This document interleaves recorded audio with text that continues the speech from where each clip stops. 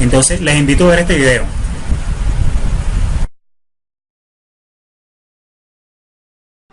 ¿Conoce algún extranjero viviendo en su país? Por supuesto, su respuesta será un sí, y es también la que se escucharía de casi todos los ciudadanos del planeta. En los últimos 15 años, el número de personas que no viven en su país de origen aumentó en más de un 40%. Las migraciones son un fenómeno a nivel global, pero suponen grandes desafíos. ¿Cómo lo enfrentan distintas naciones del mundo? Es lo que vemos ahora.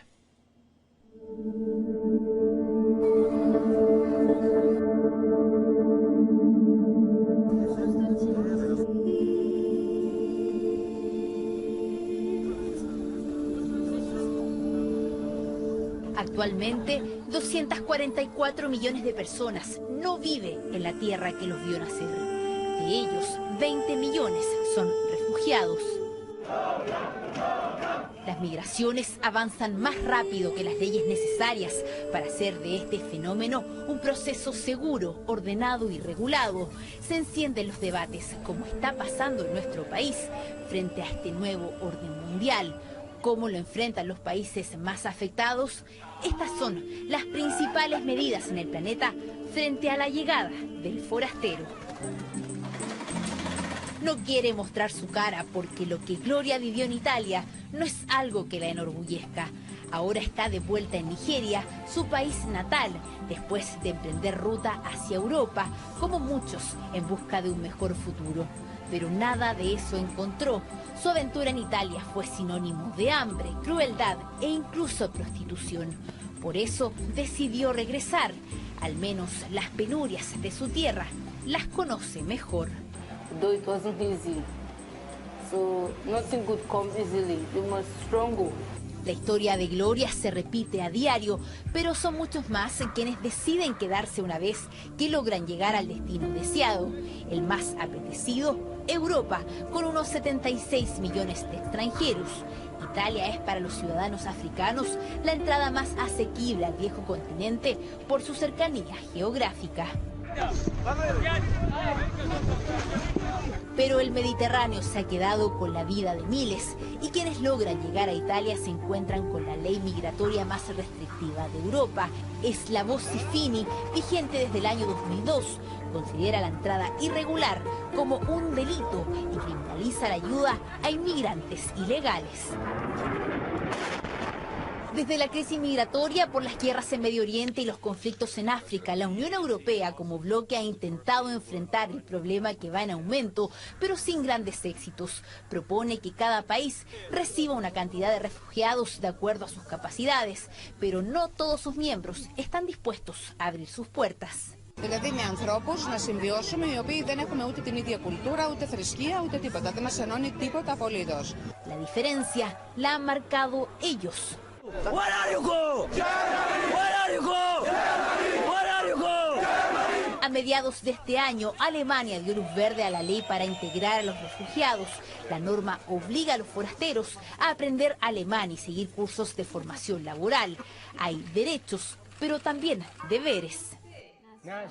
Es el caso alemán, pero lo cierto es que mirando el contexto global, el avance de los nacionalistas en Europa y triunfos como el del Brexit alimentan un discurso anti-inmigrante y contrario a la globalización. La victoria de él es síntoma de eso. I would build a great wall, and nobody builds walls better than me, believe me. Fue una de sus propuestas más polémicas, pero también una de las más aplaudidas por muchos estadounidenses. Jim es uno de ellos, vive en Arizona, territorio fronterizo con México. Su opinión es categórica. We need a wall. I've been saying that for 10 years. Estados Unidos es el país con más habitantes extranjeros en el mundo y por otro lado, México es la segunda nación con mayor diáspora en el planeta. 12 millones de mexicanos viven fuera del país, la mayoría en Estados Unidos. They're bringing drugs, they're bringing crime. Y por eso Donald Trump prometió deportar a unos 2 o 3 millones de indocumentados criminales, según sus palabras, de los casi 12 millones sin papeles que viven en Estados Unidos. No hay que tener miedo, así sea el magnate más fuerte. La inmigración nunca se va a acabar, va a seguir y va a continuar. Barack Obama es el presidente de Estados Unidos que más deportaciones ha hecho en 30 años, con casi 3 millones de expulsiones. Y con Donald Trump al poder, esa cifra promete aumentar. Pero las migraciones también seguirán, sobre todo si continúan existiendo mejores oportunidades en otros territorios. América Latina, según la ONU, es una de las zonas del mundo con menos inmigrantes, donde Chile, el país con la mayor alza de extranjeros en los últimos 15 años, es la excepción. Ok, continuamos. Hablemos ahora acerca de la migración en el mundo. Visto el video anterior, en donde se nos estableció con muchísima claridad las diferentes o las distintas formas en que los estados pueden abordar esta tan delicada situación, no es menos cierto que también tenemos que destacar ciertos hechos de la migración y muy específicamente sus orígenes, de dónde nace, por qué la tenemos hoy en día desatada dentro de nuestro hemisferio. Pero, estimados profesionales del derecho, para poder comprender, analizar y por supuesto reflexionar sobre cualquier problema, sobre todo de carácter humano, se deben de tener en cuenta, por supuesto, claro, los orígenes del mismo. De este modo, se debe conocer con muchísima claridad los motivos de la migración y, por supuesto, de cómo ésta ha llegado a las magnitudes actuales, que es completamente devastadora. La migración, la movilidad de las personas dentro y fuera de los estados de origen, siempre se ha dado dentro del proceso histórico humano. Lo que destaca, por supuesto, que la migración en la actualidad son las magnitudes que han alcanzado, y esto no solo se explica por un crecimiento demográfico, sino también tienen otras razones que lo provocan y que, por supuesto, su explosión es de manera bastante evidente, muy evidente. Uno de los primeros motivos por el cual la gente deja su país de origen es evidentemente la pobreza. No solamente la económica, sino la pobreza. Sino mejor hay que también que enfatizarla, ¿no? La pobreza, la economía, la falta de oportunidades para el desarrollo de sus capacidades. Sin embargo, es importante, yo diría muy importante señalar que la gente más pobre es la que menos tiende a emigrar. Qué ironía, ¿verdad? La gente más pobre es la que tiende menos a emigrar. Esto se podría explicar de muchas formas, porque no solamente se trata de tener una falta de oportunidades, ¿no?, sino también de tener cierto acceso a la información o cierto acceso a una información. Tal vez un cierto nivel de educación le permitiría a la gente tener esa claridad y esa manera de interpretar las realidades bajo las cuales se encuentra su contexto. Por supuesto, para que la gente, el individuo, tenga capacidad de poder aspirar a mejorar su calidad de vida, y de no ser así, simplemente y llanamente aceptará su miserable estilo de vida como lo único, reitero, como lo único a lo que puede acceder. Si no se poseen las capacidades, si no se poseen las oportunidades, cuando se encuentra en un nivel de pobreza muy agigantado, cuando la condición económica no es la deseable y por el contrario está completamente deteriorada, si no se posee información, si no se posee educación, por supuesto la persona tiende a sentirse en esas condiciones, es decir, en un estado de miserabilidad, se siente pobre dentro de su propia humanidad, su contexto no le permite él estar dentro de su contexto, desarrollarse, evolucionar, crecer. Esas son algunas de las fases del ser humano. Evidentemente, y de manera muy notoria, no todas las personas se encuentran pasando por esta esfera, por este clima, pero no deja de ser menos cierto que muchas, por supuesto, sí se encuentran y hay que tomarlas en cuenta.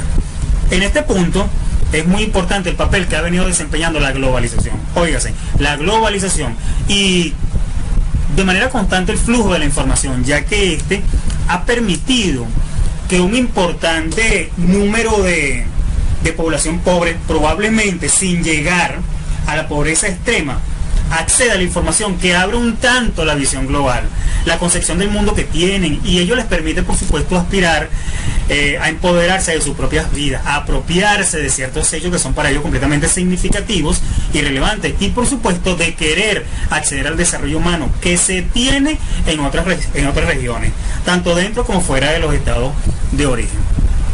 Además, estimados profesionales, además de que el origen más importante de la migración, tanto regional como internacional, es evidentemente, muy notablemente, la falta de acceso a oportunidades de desarrollo.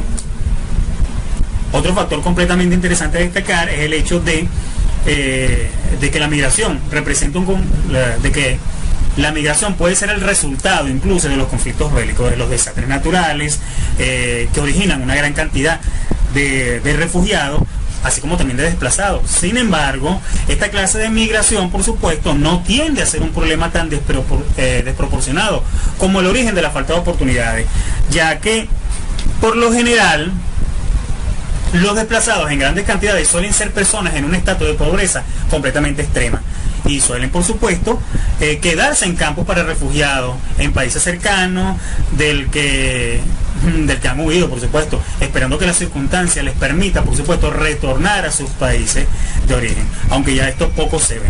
Hoy la gran mayoría de las situaciones de migración se debe a conflictos económicos, a conflictos sociales, conflictos políticos, las guerras civiles que se han desarrollado por la falta de criterio, por la falta de disposición, el entendimiento y la falta de diálogo entre el mismo Estado. Sin embargo, hay que tener en cuenta que la migración tiene cierta dinámica, hay un movimiento completamente material, hay cuerpo, hay evolución.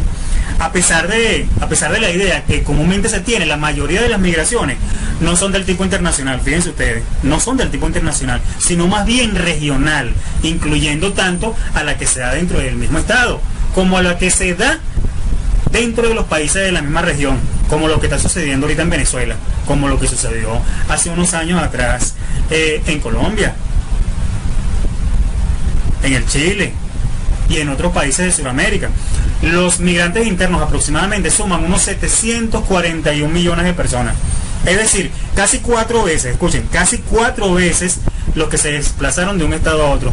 Y de estos últimos, algo más de una tercera parte, más o menos menos de 70 millones de personas se trasladaron a un país subdesarrollado, de un país subdesarrollado a un país completamente desarrollado. La mayoría de los 20 millones de migrantes internacionales se trasladan de una nación en desarrollo a otra en países completamente desarrollados o a otras que se encuentren en pleno avance de desarrollo. También es importante, estimados colegas, tener en cuenta que dentro de esta misma dinámica, los países receptores de migrantes prefieren a los que tienen mayor nivel educativo. ¿Verdad que sí? Los países que reciben a los migrantes, por supuesto, reciben con mayor cariño, vamos a llamarlo de una manera, con mayor agrado a los que tienen un mayor nivel educativo, es decir, trabajadores especializados, a los que no tienen, es decir, trabajadores especializados. El origen, por supuesto, de la falta de oportunidades por las que atraviesan ellos, les permiten a estos países poder absorberlo, ya que por lo general los desplazados en grandes cantidades suelen ser personas en un estatus de pobreza extrema. Suelen ser personas en un estado de pobreza extrema, y a nivel mundial se ha generado un debate completamente interesante. Internacionalmente, hablar sobre la migración ha causado un gran dilema. ¿Cómo solucionamos este fenómeno, estos éxodos? ¿Cómo lo podemos solucionar? La migración se ha convertido en un problema muy importante, que en los últimos años ha ocupado un lugar completamente prioritario en las agendas multilaterales de diversas naciones. Sin embargo, aún se está muy lejos de llegar a consolidar una normativa general. Ya les había comentado que la regulación o la normativa que se encuentran completamente vigentes se desarrollan en orden interno, tanto del país de origen como del país de destino. Las naciones receptoras de migrantes ponen grandes barreras para el desplazamiento humano, ya que algunos sectores de su población tienen una fuerte oposición a los migrantes. Es lo que nosotros llamamos xenofobia, ¿lo recuerdan? Que es el rechazo al extranjero. Por considerarlos una amenaza para sus fuentes de empleo, además de que en algunos casos los asocian con la delincuencia y en otros casos atentan contra su estado y cohesión cultural e incluso la social. Sin embargo, esos temores son completamente infundados. Ya que los estudios más recientes del Programa Nacional para el Desarrollo de las Naciones Unidas y puso de manifiesto en el año del 2009 un informe que demuestra que el impacto, reitero, que el impacto que tienen los trabajadores inmigrantes en el mercado laboral de los estados receptores no es negativo en cuanto a las oportunidades laborales se refiere.